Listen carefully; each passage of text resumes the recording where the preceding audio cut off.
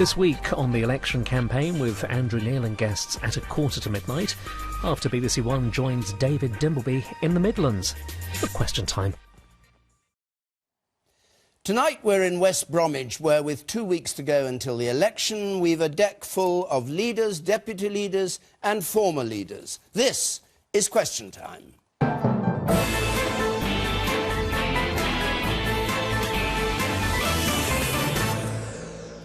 And welcome to you listening or watching, to our audience here and, of course, to our panel. The panel tonight, former leader of the Conservative Party and former Foreign Secretary William Hague, Labour's Deputy Leader Harriet Harman, the Deputy First Minister of Scotland and former leader of the SNP John Swinney, the Deputy Leader of UKIP Paul Nuttall, and the Green Party leader Natalie Bennett.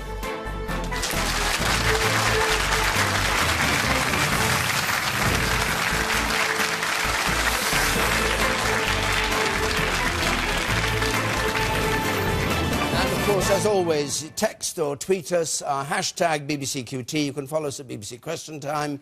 You can text comments to 83981, and as you know, push the red button. You'll see what others are saying. Right, our first question from Sharon Johnson, please. Should the surviving migrants who crossed the Mediterranean Sea be sent back to their countries of origin? Paul Nuttall. Well, I think, firstly, we must say that we must put a stop to this loss of life. I think we're doing the right thing, sending the Navy down to the Mediterranean. I think we must stop these people drowning, and we must ensure that we bring these traffickers of human misery to book, and they must be prosecuted. I also think that we must put more money into it. I think we should use the foreign aid budget to do so. That's what the foreign aid budget is there, for humanitarian crises, and this is a humanitarian crisis. But equally, we must accept that this is a global problem, and we need to get the African Union more involved. The Arab League need to take more responsibility, and indeed, this must come under the auspices of the United Nations. What do you actually want to do with what do you want to do with the people who are coming over in rickety boats and landing in Italy? Well, I will make that point in a second, because we must ensure that the Mediterranean becomes the most heavily policed piece of water on the planet, to ensure that this misery stops. Yeah, but how do you stop it? Well, what's coming out of the summit in Brussels tonight is quite interesting, actually, because I'm hearing that there will be a proposal on the table to create an enclave in Tunisia, which will be UN-backed, where the migrants can go, and you can sort out then who are the true asylum seekers and those who are the economic migrants. And what we must say is, look, the Australians seem to have got this right, OK? 18 months ago, Australia had a similar problem to this. Not, of course, on the same scale, but a similar problem. And the Australian Prime Minister, Tony Abbott, was elected on a no-boats policy. And in effect, what he did is he created a ring of steel around Australia. And in the last 18 months, there have been no boats, no drownings, no deaths. What we must ensure is that these people are looked after safely. And the way to do that is to ensure that they don't get on the boat in the first place. All right. William Hague. Well, it's always been the policy of this country that we want people to be able to stay and prosper in a stable country. And a lot of our work goes into, for instance, stabilising Somalia. Many of these people are coming from Somalia or Eritrea. On the specific question of whether they can be returned, of course, it does depend on the individual and on the country as to whether they can be returned. Some of them will have a legitimate case for asylum. Many will not. And so I don't think you can say a single blanket solution about every individual case. But clearly, this is a problem we've not succeeded in solving yet. There was a previous policy which was to rescue people closer to the shores of Africa. That didn't work. More people died at that time than before that policy was instituted. Clearly, what we've done since then hasn't worked either. So what the European leaders, including the Prime Minister, are working on tonight is a new set of policies that helps to smash the trafficking gangs, that, yes, greatly increases Britain's contribution militarily and financially to rescuing people. But it cannot be a presumption that if you are rescued, you're able to claim asylum in the United Kingdom. So Otherwise, of course, it creates an even bigger problem. No, wait a moment, Paul, wait a moment. If you're rescued and taken to Italy, presumably you can claim asylum, because you're in the EU. Well, that will depend, as I say, on the circumstance of the individual and the country that they come from. So you wouldn't but I stop wouldn't people expect applying that for would be the... you'd stop people applying for asylum even if they'd landed in Europe. Well, no, I'm not saying you stop people applying for asylum. I'm saying there will You always said be it depends people on the who are... circumstances. Yes, it depends on the circumstances. Is it not but we're not saying no one can claim. Was it not the case if they step foot on a British ship that they can claim asylum? Well, the offer we are making at the meeting that is taking place in Brussels today is that it's clear that if they are rescued by a British ship, they are taken to the nearest safe country. In most cases, that would be... You're not answering his question. Can they apply for asylum if they're aboard a British ship? No, well, no, it is on condition that they would not be able to do so. So you scoop them up out of the sea and then take them somewhere else? To the nearest safe country, which is the right thing to do. I'd just like to come back to the idea of forming enclaves. The Mediterranean, the Middle East, has got a great number of refugee enclaves and camps. They are short-term viewed, and then in the long term, they sit there for decades, and they end up getting poorer and poorer and breeding terrorism. So I really disagree fundamentally with that. Harriet Harman, would you like to pick up on that point? Well, think how desperate these people have to be to get into a boat, to travel it so dangerously, and this is women with newborn babies as well as families with young children as well as men. And we've just got to remember that there is absolute desperation that leads them to do this. And the idea that we should cancel the rescue mission and scale it right down, which is what happened before, in order to teach them a lesson by seeing loads of them dying, I just think is complete, total, heartbreaking inhumanity, and I'm totally against that.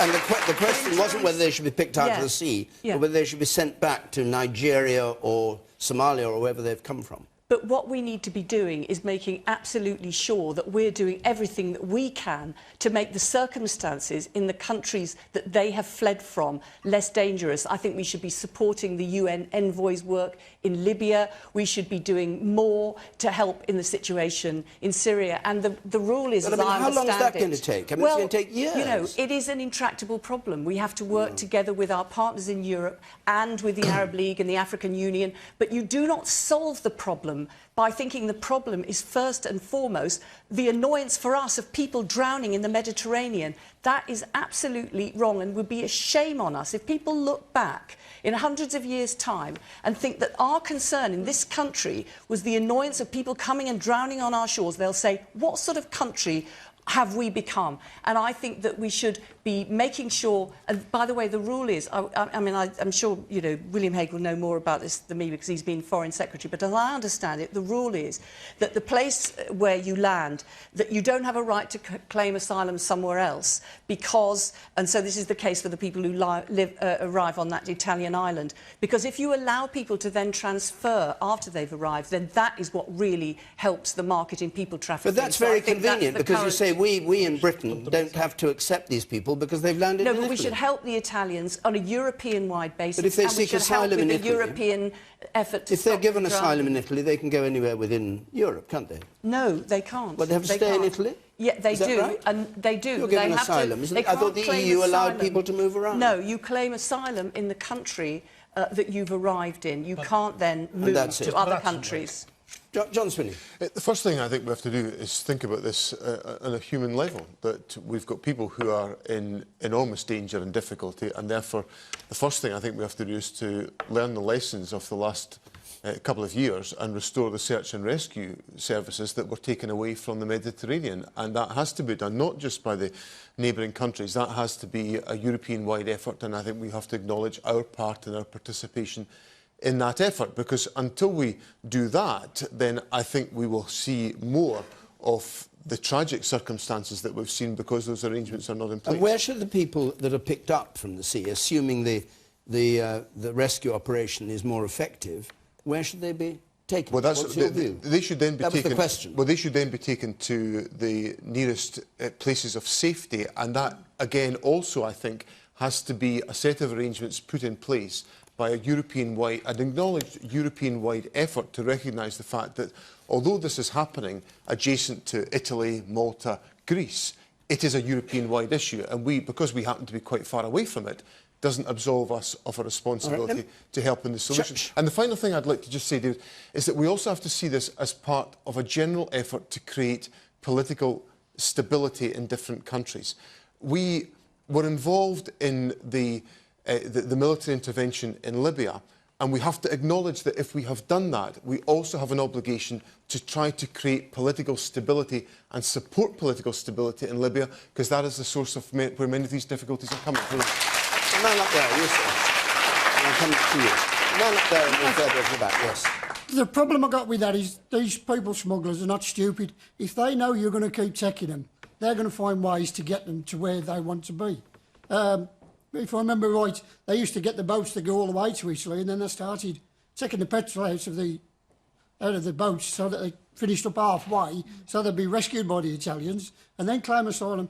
And it wouldn't surprise me now that I wouldn't like to say, but I think they might be crashing these boats on purpose just to make sure that at least half of them get... That's certainly been an allegation that's been made. That's murder. And the woman here at the front, and then I'll come to you, Nuttall.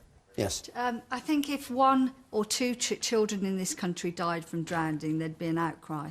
Hundreds of innocent children are dying. We don't need prevarication, we need action. We need to reinstate the Union. Natalie, just before I come to you, I just want to go to Sharon Johnson, who asked the question. What do you think? Well, like Harriet was saying before, the people are desperate, regardless if they're economic migrants or they're refugees. They're desperate. You must be desperate, otherwise you wouldn't be getting on those boats in the first place. OK. Natalie. Well, I'd like to agree with those last two audience members. And it is worth thinking about how we got to this point, how we've seen these hundreds of deaths. And the International Organisation for Migration says if we continue at the current rate, we'll see 30,000 dead by the end of the year. And that's because we said we're going to pull the search and rescue mission back, and that will stop the people coming. That is clearly false. And we're seeing a real risk, the kind of rhetoric we're hearing out of the EU summit, the same kind of mistake, the same sort of deadly mistake again. We're hearing about we're going to stop the people smugglers, we're going to bomb the boats. Now, quite a few people in this room, I think, will be old enough to remember, as I do, when there were lots of Cuban refugees fleeing Cuba. They used to flee on rafts. They put together a few oil drums, some bits of wood, and they tried to flee Cuba. These are desperate people. You look at the situation of 86% of the Assyrians and the Eritreans who applied for asylum in Britain last year were given asylum. They are refugees. They're fleeing the most desperate circumstances. What we have to do is reinstate the rescue mission immediately and focus on rescue. We also have to think about a way of ensuring that people who are refugees can find a safe route here. And I think it's an absolute disgrace, the fact that the UN has asked Britain to take its fair share of the most vulnerable Syrian refugees. David Cameron said he wasn't going to do that. What he'd do instead was he'd set up our own programme. Now, under that UN scheme, last year, Germany took 20,000 refugees. We have taken 143. All right, fine. Well, let me just put that to William Hague, and then we'll go on. Just that last point. Well, including that point, too, but the lady in the front row said action is needed. And just to assure you, at today's meeting, Britain has offered HMS Bulwark, the flagship of the Royal Navy, with 3 helicopters, with 2 border patrol craft. We've offered to double the British funding for the European Border Organisation and to send experts. So action is being taken. But other members of the panel have been right about the need to create stability in other countries. And on Natalie's point about Syria, Britain is the second most generous country in the world in the assistance we give to Syrian refugees. We should not talk down what our country does. £800 million of assistance that is providing food and water for tens of thousands of Syrians and education for their children. So Britain plays an enormous role, as we should. Right. But we also have to do the work to stabilise. OK, fine. Would you accept that what we did in Libya has caused much of this? I mean, I sat on this programme in February 2012, and I said, what will come after Gaddafi will probably be worse. There'd be a humanitarian crisis. There'd be lots of deaths. And at the same time, you were saying that Libya was a great success. Well, it's so successful that the official government of Libya have to meet on a boat off the coast of Gibraltar. Yeah, but that isn't... You're not saying... No, it is. Hang on, because when Gaddafi went, the traffickers moved in. But hang on, you're not saying there's nowhere people could get to Europe from if Libya was in a different state now, that no country along the littoral would allow people to get to Italy? Libya is the main gateway at the moment, and it is a gateway that... And I want to pick up the point. But let me answer Paul's point, because it's an important point, and people sometimes think that we intervened in Libya because it was already unstable, not because it was a model of stability. Remember, there was a war going on in Libya, and Colonel Gaddafi was on the brink of murdering many thousands of people. I really want to come back on the... save life in this situation. It's important to save life. You can't come back because we've had quarter of an hour and we have a number of questions we've got to go through. And there's an election coming and there are a lot of questions about that. We've had quarter of an hour on that and I want to move on. Just before I do, though, I should say that we are going to be in Leeds next week for a rather different kind of question time. We've got David Cameron, Ed Miliband and Nick Clegg, each facing the question time audience one by one. And that's a live programme here on BBC One. And there isn't a question time, of course, on election night. We've got the results programme. But the night after, that's Friday, February the 8th, there's a live question time from London. So there are two live programmes. And that one will be a first chance to hear your reaction to the way that the country has voted. So if you want to join us in Leeds or London, and I'll give this again at the end of the programme, there's the address to go to and the telephone number to call. Now, I want to move on to another question from Abby Price, please. Abby Price. Would it be a catastrophe for the United Kingdom if the SNP held the balance of power after the election? William Hague. Yes, it absolutely would be a catastrophe for the United Kingdom. I don't agree with you on that point. Without any personal offence to John here sitting on my left. And it would be because you have to remember what the purpose of the Scottish National Party is. And I hope I'm not misdescribing their purpose. It is to break up the United Kingdom. It is for Scotland to be an independent nation, which means the breakup of the United Kingdom.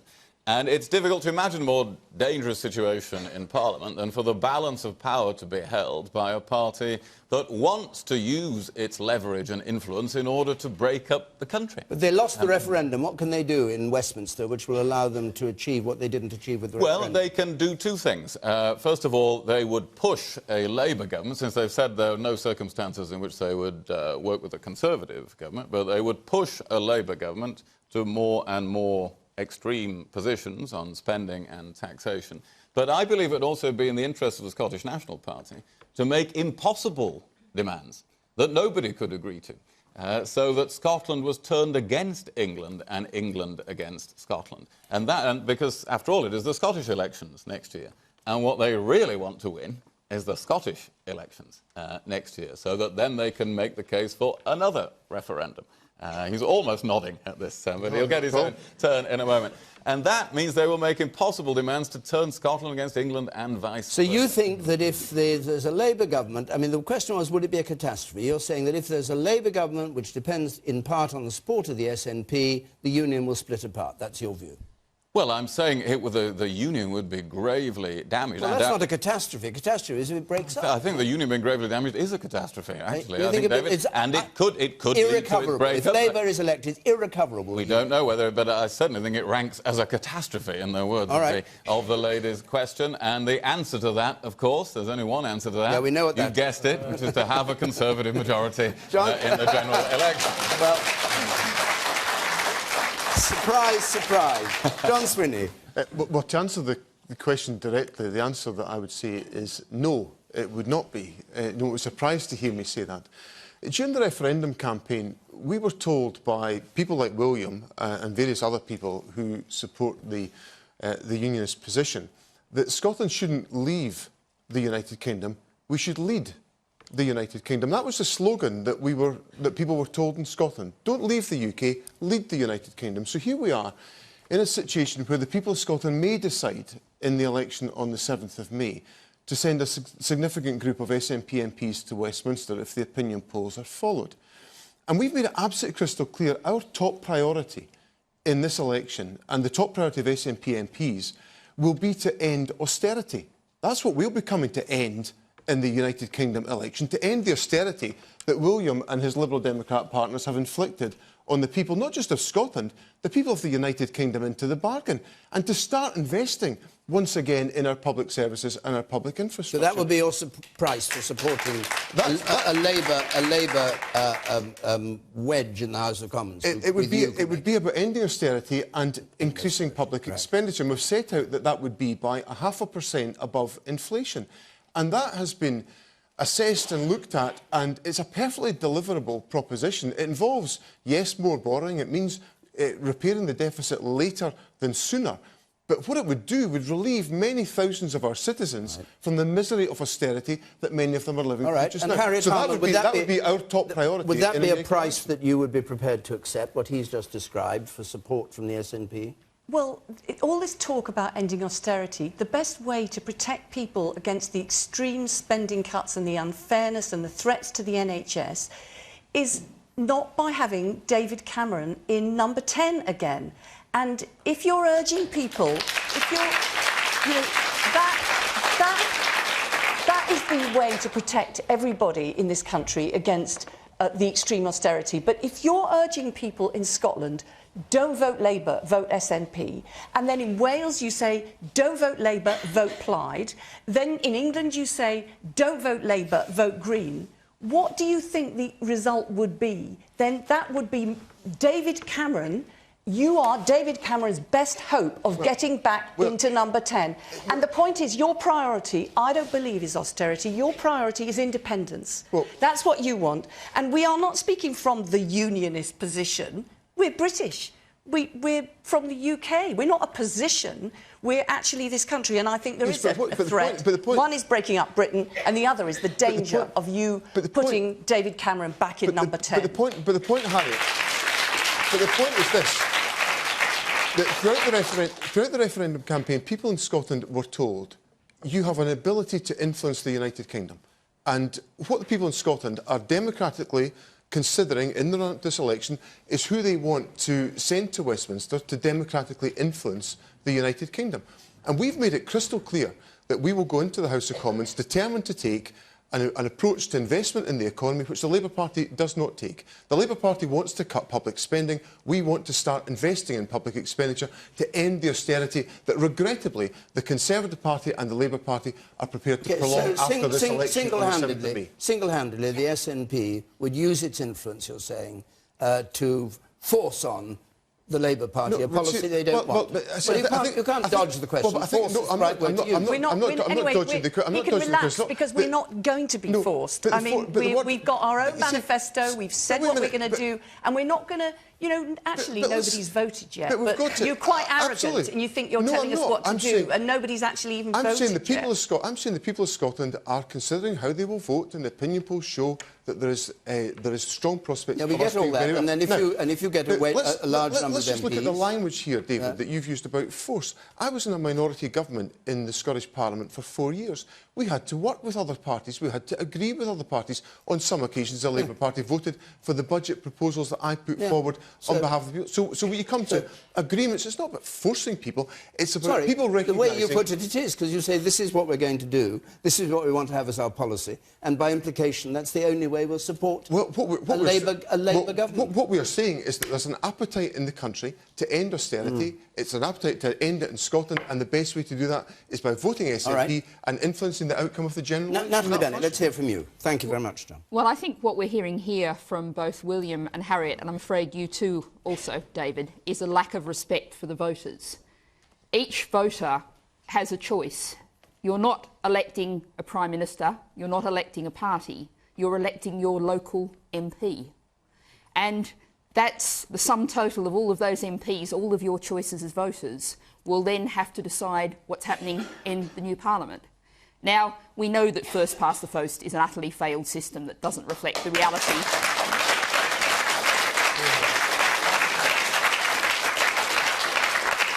of British politics today, and the fact that we have a Westminster that hasn't been significantly reformed since women got the vote in 1918. And surely we can get to the centenary and have changed it by then. So we need to tackle all of that. But I would ask for some real respect for voters. And what I'm asking voters is to say, look at your local race to be your MP. look at the candidates, look at the parties, look at the policies, sorry to stop and vote for what you believe in. Natalie, then the Parliament will collectively reflect the view of the British people. But Natalie, the question was, would it be, and you could answer this one directly perhaps, would it be a catastrophe for the United Kingdom if the SNP, and the words were, held the balance of power after the election, in your opinion? Absolutely not, because that would reflect the view of the British people, the will as expressed at the ballot box. And of course what we're aiming to do is have a strong group of Green MPs in the Parliament who will also have a big say in this. Paul, I'll come to you. Let's just hear from one or two members of the audience. The man with spectacles there in the second row from the back. You, sir. Yes. To talk about getting rid of austerity is very, very seductive in these days and age. We've all had enough. We all want to get rid of it. But equally, we've had 5 years of pain, and I wouldn't want all that to be undone by another coalition-type government. OK. And you in the second row. Yes, it's very admirable, Natalie, and I completely agree with much of what you say. But in all this bluster of political parties saying what you won't do and who you won't work with, what we're actually losing as voters is knowing what you will do and what you will do for this country. The IFS say today that the four main political parties are not telling us enough of what you are going to do. The voter is left in the dark, and unfortunately I feel that some political parties are playing a game in the constituencies, in that in a seat that they feel their party has no hope of winning, they're putting a candidate in who doesn't even live in the area and doesn't do work for the area. And I really feel that it's time to stop saying what you won't do, and please respect the voter and inform us of what you will do. OK, we may come to a bit of that. The man up there. Yes, sir. In the third row from the back, on the gangway, yes. Didn't the IFS report today say that the SNP's plans would lead to a slower, longer austerity after all anyway? It did, indeed. Paul Nuttall, what do you make of the question? Well, the original question was, would it be a catastrophe? I think it would be, in essence, very dangerous, and I think it would be an affront to democracy in this country. I mean, if you look at the SNP's manifesto, it literally reads like £140 billion worth of demands. I mean, you could literally call it the longest ransom note in history. And the democratic deficit is this. You will end up with the 1.5 million people in Scotland who voted yes in the referendum dictating the economic policy of the whole of the UK, which incorporates about 40 million voters. We think that is unfair. We think it's wrong. I personally love the union. It's a union which has given us peace and prosperity for 300 years. It's benefited the English, it's benefited the Welsh, and indeed it has benefited the Scottish as well. But the problem that we face in this century is that the union is significantly unbalanced. And it's unbalanced in a way that punishes the English, not the Scottish. You know, I want to see a rebalancing, and the way we must do that is two ways. Firstly, we must do it democratically. We must have English votes for English-only laws in the House of Commons.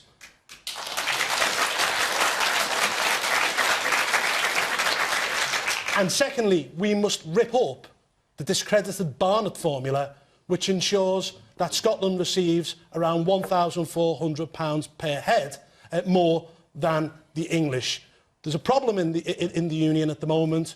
We love it, we want to keep it together, but as I say, it needs to change to suit the 21st century, and I'm guessing that the only way we can really do that is going for a fully federal UK. All right. William Hague, you're going to produce a manifesto for England tomorrow. We are tomorrow. Is this the first time the Tory party has ever had an English manifesto? It is. I think it's the first time any of the major parties has. But we have a Scottish manifesto, we have a Welsh manifesto. There's no reason we shouldn't have an English manifesto. But you're appealing to English nationalism, which the Conservative Party has been a unionist party. Well, no, we're appealing to two things. This manifesto will set out, for instance, our plans for the West Midlands, where we are today, the jobs we want to create, the infrastructure we want to invest in all the different regions of England. I think that's one of the things the voters want to know about, that the lady in the second row there was talking about, the positive proposals of the party. But it will also set out how we're going to do English votes on English laws. And it's only the Conservative Party that will be able to deliver English votes. But will it be real English votes for English laws, or some sort of shady backdoor deal, which is what you were proposing? Well, it will be the proposals we publish tomorrow. So there isn't going to be anything shady or backdoor about proposals that are actually deal between these two. That's actually published, and it will say that when Scotland has the power to set its own income tax or air passenger duty, that it would be unacceptable. Is it going to get its power to set its own Well, they income are. tax? Whatever happens, they are going to get that power in the Scottish Parliament. John Swinney is going to have that power to propose those things and vary the rate of income tax or air passenger duty in Scotland. But we can't then have a situation where the Scottish MPs come to Westminster and then vote for higher air passenger duty in England. Does that make sense, John We do Swinney, have to you? to do something about that, and that means, under our proposal... Just check this one out. Well, okay, ask him that first. Let's take that. There will be remaining issues that will be determined at the House of Commons after we get the additional powers that are talked about in the Smith Commission that will still have an effect in Scotland, where Scottish MPs have to vote on those issues. Income tax? Income tax is one issue. It remains a shared tax. It's not an entirely devolved tax. There are aspects I thought you said it was going to be a devolved tax. You could set the rates. The rates of income tax are going to be devolved. The rates of income tax are devolved, but there are other elements about income tax that remain reserved to the United in relation to everything that is out with non-savings and non-savings, non-dividend income criteria of income tax are all reserved to the United Kingdom Parliament. All of the issues about thresholds, the personal allowance, is not devolved to the Scottish Parliament. That is reserved to the United Kingdom Parliament. These are all key issues around the formulation of income tax which are relevant for Scottish MPs to continue So William Hague's got it wrong? William is ignoring the fact that there are issues that will remain reserved to the UK Parliament where Scottish MPs will still have an important decision-making capability to determine issues on behalf of people in Scotland. And they will still have that decision-making. They must have that unless you manage to make Scotland independent. But you will be setting the rate of income tax for Scotland. What I am going to propose tomorrow, and David Cameron will propose in our English manifesto, is that when we therefore set the rate of income tax for the rest of the UK, the rate of income tax for England, it must have the agreement of the majority of the English members of Parliament. Now, isn't that an absolutely reasonable position? Harriet Harman, do you like the sound of this? I do think that we need change, but I don't think the way to do it is on a back of an envelope in order to try and win votes at the election or horse trading between different political parties. Obviously, with the devolution to Scotland, also devolution to Wales and London as well, and because we want further decision-making in regions, you know, not just the city regions but county regions as well, we have to sit down and work out on a cross-party basis what is the best way of changing things. And I think pulling something out of a hat on the back of an envelope is not the way to do. Labour don't want to do anything. No, we do. We want. This is a head in the sand attitude. No, we actually proposed. The vote of England devolution. will swallow anything. No, this is what we did in Scotland. Is that we actually had a big constitutional convention to discuss with all civil society and across all the different parties what needed to be done, and then we had a referendum, and that is the process. And if you're going to have big constitutional change, it needs to work, and it needs to last, and it needs to be fair. And that's why we're suggesting a proper, and it shouldn't be done just by politicians in Westminster and jumped on into a manifesto, an English manifesto. It's a general election. Why can't people decide in a general election? What you should do is put forward a process which engages with everybody and gets a decent and fair result. Let's just pause a minute. Let's just pause a minute. Yes, you said the second round, then I want to get back to Abby, who asked the question. If you're wasting time on this manifesto, why can't you tell us the 7 billion cuts to welfare? Why can't you spend some time on something which we want to know about instead of something which should be sorted out in the next We Parliament? might come to that too. Abby Price, please. What's your view? I'd be inclined to agree with William Hague's view, and I do think it would be dangerous for a party that's essentially predominantly a single issue to hold the balance of power. The coalition would be pursuing a particular agenda rather than one for the greater good. Well, they're not going to have a coalition with us. So, we having no tie-up with them at all. The point that Abby makes is about whether or not the actions that we would take post-election would be in the interests of just Scotland or the whole of the United Kingdom. And the point I was making in my original answer was about the key priority of SNP MPs would be to take the steps to end austerity right across the United Kingdom and to take those steps in the interests of everybody across the United Kingdom. So, for example, we could secure the necessary investment in the National Health Service right across the whole of the UK that I know people in West Bromwich and people in the west of Edinburgh want to see secured, so that we can deliver that for the whole of the United Kingdom. So SNP MPs will contribute to the post-election environment in a responsible and constructive way, just in the same way as we have governed in Scotland for the last 8 years as a responsible and coherent government delivering on the priorities of the people of our country. I'm going to pick up on the point that you made up at the back there with a question from Christopher Jones, please. Christopher Jones, where are you? As voters, are we in the dark about the four main parties' spending plans, as the IFS says? Yeah, the Institute for Fiscal Studies, which we now know is the gold standard for testing what people claim in their manifestos, says that we're in the dark about the four main parties, and we don't know what they're saying. Harriet Harman, and the question, of course, up there was, you know, what are you at, where, well, for you, I don't know what it would be, for the Tories, where the cuts are coming. Well, we have set out in quite a lot of detail what we're going to do. So I hope that you won't feel you're in the dark. That we've said that our determination is that every year we should pay down the deficit, that by the end of Parliament, if not sooner, we will have ended the deficit in relation to day-to-day spending. We've also said we want to put extra money into the National Health Service, but that we won't do that by borrowing. Instead, we would do that by having a mansion tax on homes over £2 million and various other things that would contribute to the extra funds into the NHS. Are the IFS right to say your borrowing will be up 90 billion by 2020? Well, no, because they're not taking into account. Well, that, you know, they're contrasting that with the Tories, and that is not the position. The position is, as I've stated it, that actually we will be paying down the deficit year by year. We've said that there are departments which are protected, which is education, which is health and international development. There will have to be cuts in the budgets of other departments, and we've started work on that with what's called zero-based reviews, and we've published papers showing where we think money can be saved. But we've also showed how we can protect the NHS, how we can protect frontline policing, for example, with abolishing the police and crime commissioners, how we can actually have extra childcare by increasing the bank levy. So what we've tried to do, because people do want to know what we would actually do, is we've said what we'll do, but we've also said how we will fund it. And we've also said we'll pay down the deficit, but not in a way which is really unfair in the way that the Tories have done it. And we will put up tax for those people earning on more than £150,000. So that will contribute to cutting the deficit. And we will not have extreme spending cuts like the Tories would do, which would hit the NHS and hit it hard. But these are exactly the words he was complaining about at the back, because they're words, aren't they? We don't really know. I mean, the IFS said we wouldn't know what we're voting for if we were going to vote Labour, according to Paul Johnson. He says because there's so much vagueness about it. You're so vague about what you're actually going to borrow or want to borrow. No, I don't think... Is it impossible to be more specific? Or Well, or do you refute what they say? I'm being very specific. And we have been, in our manifesto, very specific. For everything we've said what we're going to do, we've actually said how we would finance it. We've also said that whilst we will put up tax for up to 50% for those who are on over £150,000, that actually we will not put up the other income tax rates, and we will not put up VAT, and we will keep that promise. We know that people feel the promises have been broken by the last government, and they know that there's been problems in the health service. They want to know that the health service can be supported, but they want to be clear about what's going to happen on taxes. So we are not leaving people in the dark.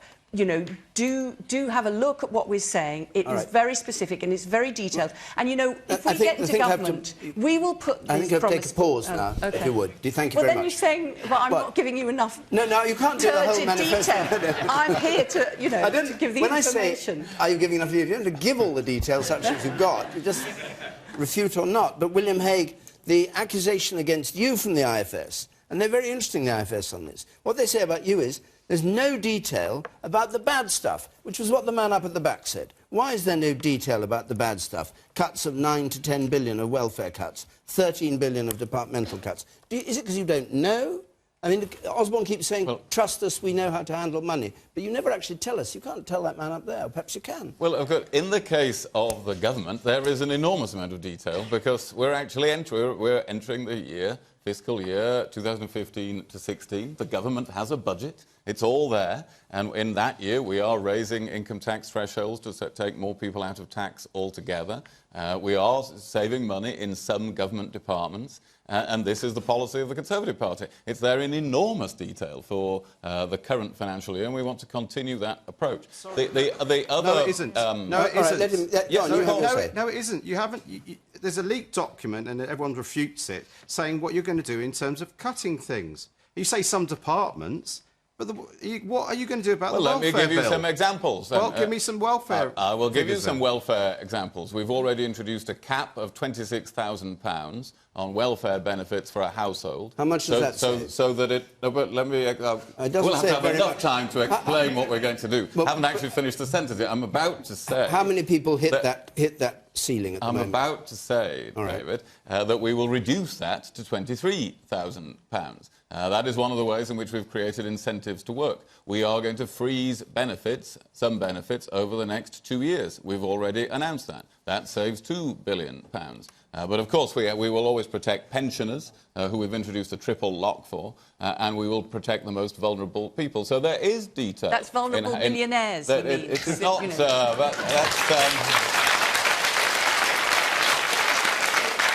that...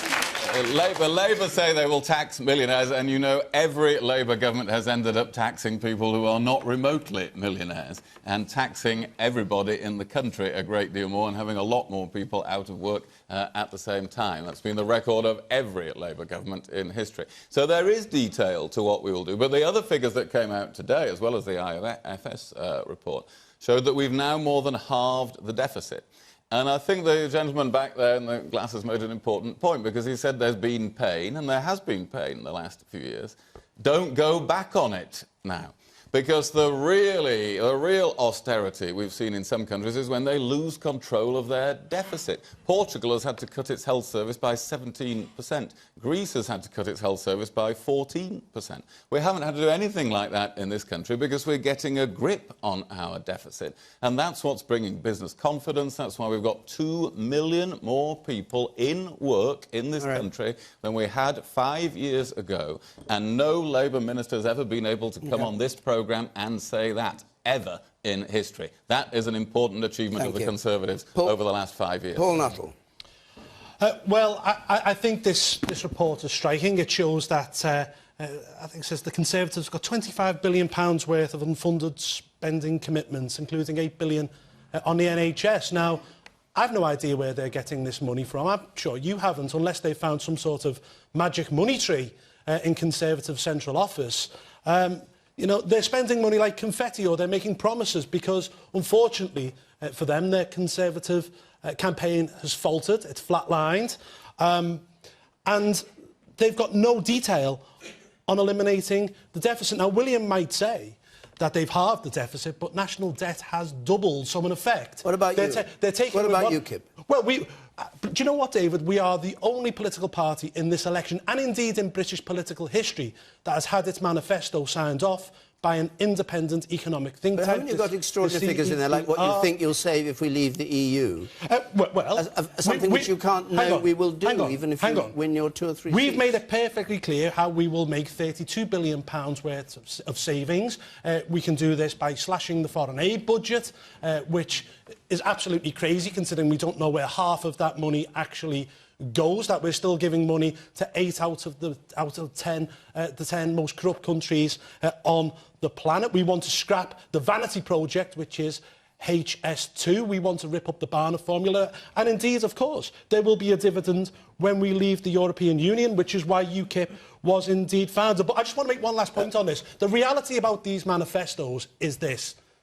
The Conservative and Labour Party manifesto that you see now, you may as well just get it and rip it up. It's not worth the paper it's written on, because what comes after May the 7th will be some form of coalition, some form of backdoor deal. And as Lord O'Donnell said, who was the guy who put together the coalition back in 2010, this general election now and the manifestos are merely the foreplay. The consummation will happen after May the 7th. Okay. Sounds like the advice UKIP took with its 2010 manifesto. Don't read it, and if you have read it, tear it up. Well, I read the 12 pages. You did? Oh, that was the introduction? No. Not 350 pages. It was 12 pages, and then there was about 450 pages of backup documents. Oh, too much for anybody. Yes, you, the woman there on the right there. Hello. Hello. You talk about halving the deficit, but what about the people who are forced to use food banks? What about the children who are below the poverty line? When are they going to feel that recovery, and how are they going to feel it if you're making further cuts to the welfare? Like All right, Natalie Bennett. Well, thank you very much for that introduction of reality to what we've just heard, a great deal of political sparring of the worst sort. I'm really astonished, William Hague, that you, as you're leaving politics, should be boasting about the benefit cap. A judge said that that benefit cap put us in breach of the International Convention on the Rights of the Child. We are punishing children. We are putting children, as the audience member says, in poverty. Now, I was at a hustings this morning in my local constituency, Holborn and St Pancras, with some carers. Family carers, many of them with children and other relatives with disabilities. And the mood was of absolute despair. And that's of the impact of the welfare cuts we've already seen. The loss of the independent living allowance, the 20% cut to disability payments, as though somehow or other disability had suddenly 20% of it had just disappeared, that this government inflicted. What we were talking about austerity. What austerity has meant the poor and the disadvantaged and the young paying for the greed and the fraud of the bankers. It's an utterly failed policy.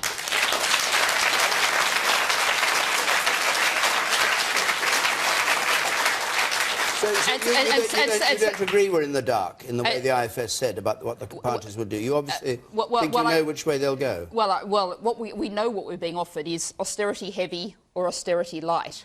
And I know when I'm really disappointed that the IFS didn't look at the Green Party manifesto, because we set out very clearly, and Adam Bienkov, an independent commentator, said we were the clearest of all. We are saying that we need to restore public funding, public services, create 1 million new jobs in the public service, restore the NHS, free social care, basically turn this society round so big multinational companies and rich individuals pay their way as they're not at the moment. And that's the answer to the state of our society and the state of our debt and our deficit. Can I just...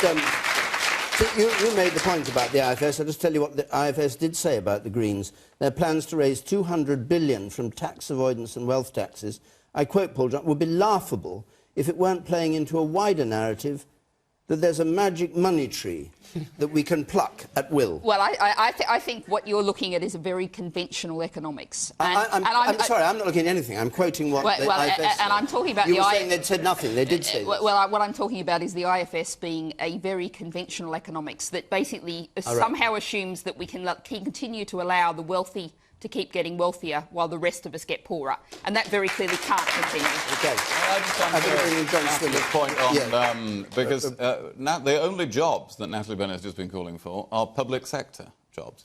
Here in the West Midlands, there are 116,000 more people in work than there were 5 years ago. People coming home with a pay packet, able to provide for their families. And this isn't, I'm not hearing this from the other parties on this panel, and this is the answer to poverty, it is the answer to the future of our country, and if we pursue the sorts of policies that Natalie has been talking about, there won't be jobs being created by businesses across the country. Right. There's nothing there to support businesses. It's businesses that produce the wealth and jobs that then make this country a successful place. Well, John Smith.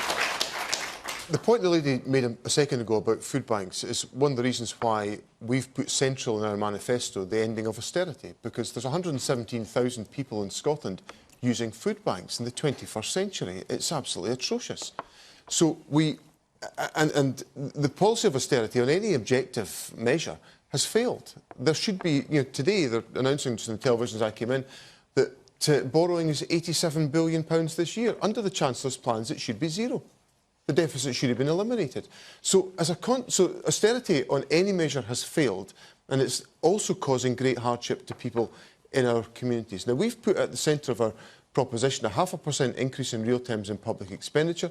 That will be right across the United Kingdom. Yes, there would be consequences and benefits in public spending in Scotland, but it would start the process of investing in our infrastructure, ensuring that we had the capability to create the foundations of economic infrastructure that would be good and strong for our future economic prospects and success. And it would create the jobs and the employment opportunities that would get people back into economic activity. The IFS said that SNP plans would mean a cut of 4.3% outside the NHS, didn't they? Why did they say that? They got that wrong. Well, what the IFS didn't do was they didn't give us any financial credit for the commitment that we'd given to increase certain taxes, as they gave to the Labour Party in the analysis, and I don't understand why that's the case. Secondly, they complimented us for not assuming significant sums in revenue from tax avoidance. Although we're committed to tackling tax avoidance, we didn't put it into our financial plans. But they gave that credit to the Labour Party and the Conservatives. So that explains some of why the IFS analysis, I think, is a bit... We've gone on a long time on this, but I do just want to hear one or two members of the audience, then we'll take another question. We're almost at the end of our time. The woman up there, the second row from the back. Hi. I'd like to make 2 points, really. First point, Ed Miliband recently said he was going to invest in the NHS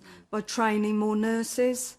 I'd like to know, why isn't he considering offering jobs, permanent contracts, to the hundreds of nurses who've already done their training and can't get posts?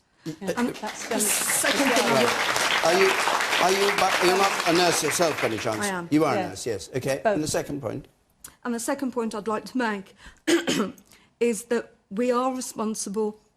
I know it's very sad that people have to go to food banks. I think it's very sad that people have to claim benefits. But we, each and every one of us in this country, have to take responsibility. And in that responsibility, decide on lifestyle choices, whether we have children, whether we go out and look for employment. And it isn't everybody's responsibility to do that for the people that perhaps some of them don't. Who's speaking out? Sure, being in poverty isn't a lifestyle choice. If you don't have the options, the chances like other people, you say the employment's decreased, but sure, 0-hour contracts have increased, and that's as good as being on benefits and such. But it's just a technical loophole to say that people are still employed. A lot of the people who go... Apprenticeship as well. A lot of the people who go to food banks are people who are employed, but they are on 0-hours contracts and they don't make enough money for that week, or they're just so low paid. And it's not cost so cutters, it's not, you know, David Cameron said that, you know, people were just, it was well advertised, so people going to food banks. But I think William Hague shouldn't be boasting too much about jobs, because there is an epidemic of insecurity. And a lot of those jobs that have been created, we've seen a situation where public services have been privatised, and what were reasonably stable, secure jobs with moderately decent pay have become 0-hours contracts, minimum wage, casualised jobs. And that's where a lot of the jobs have come from. Thank you, William. Let me just go from the man there. Second row from the top. Yes, you. You're moving the conversation away from what was originally asked of where will the money come from in all your policies? Because it's all well and saying we should create jobs or we should do this and that. You're not giving us the informed... the information on how we can choose who is the best to lead the country, that will give us the chance to have jobs, that will get people to stop using food banks.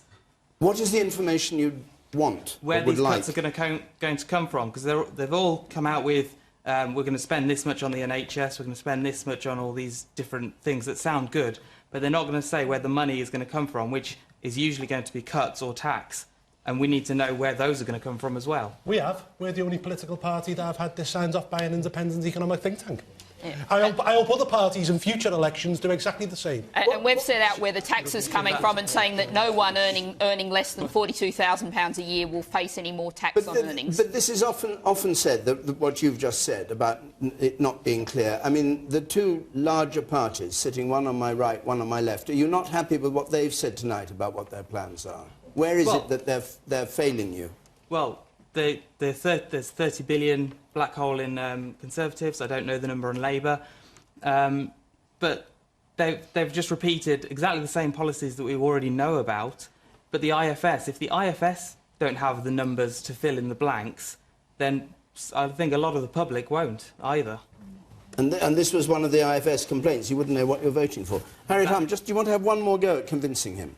And I'll give you one more go at convincing him. Yes, as long as you keep it brief, because we're coming to the end. OK, so I do think, for example, on childcare, we've said that we're going to increase it to 25 hours a week free childcare for 3- and 4-year-olds. We've said that that will cost £800 million, and we've said we'll do that by increasing the bank levy. So what we've done is very specifically, for all our different proposals, we've actually said where the money will come from.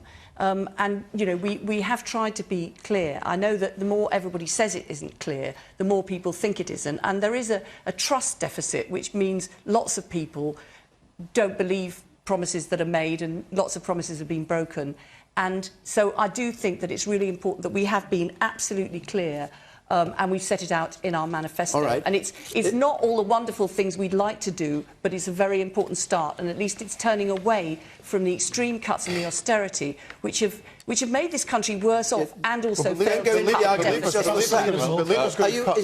Are you clearer with that or not? Well, I haven't got the figures to look at here. Have you read their manifesto? How come the IFS... Better distribute manifestos after this and you can have a look and see what they say. How come the IFS haven't been aware of this and haven't been able to fill in that, you know, your manifesto is absolutely covered? It is a major flaw in the defence that politicians make, that everything is costed, when the IFS says, well, we can't make head or tail of it, which is in fact what they say. William Hague.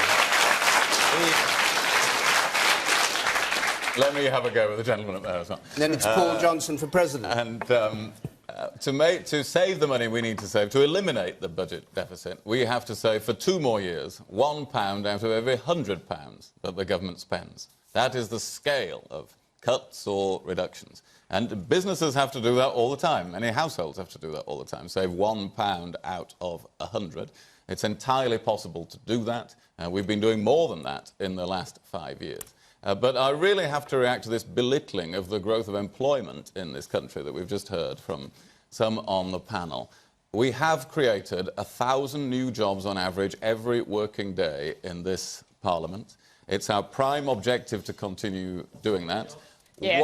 The number of zero-hour contracts, this is a very important point, is 1 in 50 of the jobs in this country. And 20% of workers are on less than a living wage. They're not paid enough money to live on. All right. The only jobs, Natalie, if anyone, are public sector jobs with nobody to pay for. And we have to be able to pay for them. And 3/4 of the jobs are full-time. You've had your go. I can take a couple more people. We have to come to an end. The man up there, the hand up there, I don't know whose it is. Yours, yes, sir. Be quick if you would. I'm glad that Natalie's brought up the question of reality. Can we just think back what Labour did in their 13 years and how they left the country in the state that it was, and we're having to have that sorted out now. All right. And the man at the very back there, in the middle at the back, you, sir. You know, in our Sikh Gurdwaras, we have free kitchen. And a lot of people from different communities are actually using that now. So it is William, it's a real problem. You know, like they come in, they're crying with the kiddies. So please look at that. I'm just asking. I know we're doing well with everything. OK, and you, sir, in the second row here. Mr Hague, you say you're protecting the vulnerable, and it's good that the more and more people are in work, but that is not filtering down while we've got food banks. If you've costed your policies, can you tell us how much it would cost to just eliminate it? Why can't you make an election pledge that in the next 5 years, if elected, you would eliminate food banks from our streets? And you've got 5 seconds to answer that, John. I'm sorry. We will be able to eliminate, if we pursue our policies, we'll be able to eliminate youth unemployment altogether. Food banks, to have full employment in this country. Yes, but it is the way to do that is to have people in work and able to provide themselves in successful jobs. But you've got to tackle the value of employment, William, and that's the issue, because most of the people are using food banks are people who are in employment and suffering because of in-work poverty. And we've got to increase the value of employment that comes about by investment in our economy. That's why we need to end the first thing you can do is by taking everyone on minimum wage out of taxation altogether. No, better still, you can make the minimum wage a living wage. Hustings comes to an end. Time's up. Next week, now, I said this in the beginning of the programme, it seems quite a long time ago. Next week, we're going to be in Leeds, and we'll have David Cameron, Ed Miliband, Nick Clegg, live in front of a Question Time audience at 8 o'clock, a half an hour each, separately. And the week after that, we're going to be in London for a special Friday edition of Question Time, looking at the results of the election and hearing from our Question Time audience what they think of it. So if you want to come either to Leeds or to London, apply by going to our website, call 0330 123 9988, alternatively. And if you're listening as ever on 5 Live now, the debate goes on Question Time Extra Time. But here, my thanks to all our panellists and to all of you who came to West Bromwich. Until next Thursday from Question Time. Good night.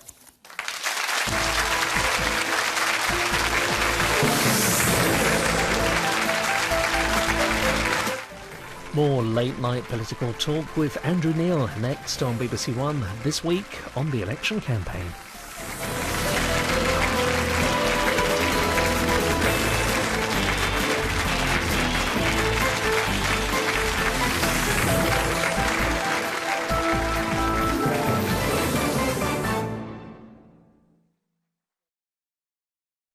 And the Daily Politics continues Monday with the Home Affairs debate at 2 o'clock on BBC Two.